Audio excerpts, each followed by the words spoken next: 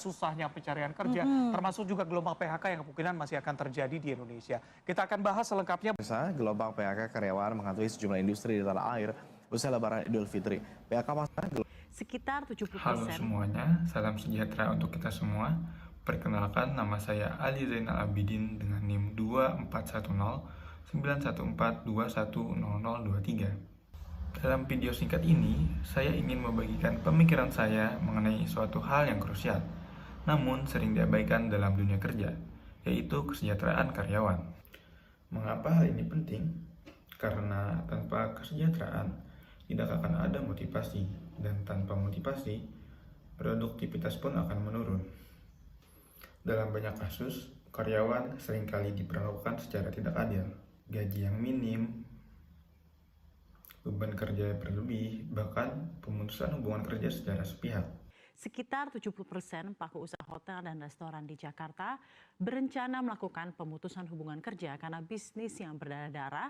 Bahkan kita sempat berbicara dengan kekhawatiran mereka bukan tanpa alasan.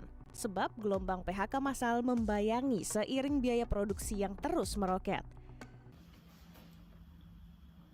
Perlakuan semacam ini tentunya tidak manusiawi, bahkan merugikan perusahaan sendiri. Jika seorang karyawan merasa dihargai melalui gaji yang layak, lingkungan kerja yang aman, dan peluang untuk mengembangkan diri, mereka tentunya akan termotivasi untuk memberikan yang terbaik.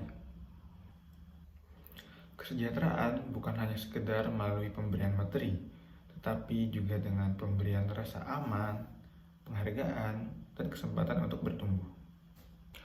Studi dari Ratnasari dan Mahmud membuktikan bahwa gaji dan insentif berdampak signifikan terhadap kinerja karyawan.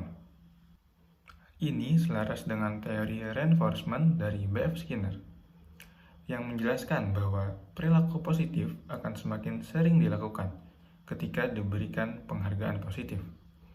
Dengan kata lain, jika perusahaan ingin tumbuh dan berkembang, mereka harus memperlakukan karyawan sebagai aset utama, bukan sekedar alat untuk memproduksi uang. Kesimpulannya, kesejahteraan karyawan bukan hanya persoalan moral. Ini juga tentang membangun hubungan yang sehat, adil, dan berkelanjutan.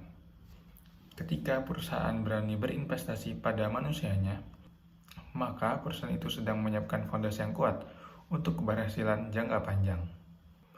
Terima kasih telah menyimak video ini. Mari kita wujudkan tempat kerja yang produktif, dimulai dengan kesejahteraan karyawannya. Sekian, terima kasih.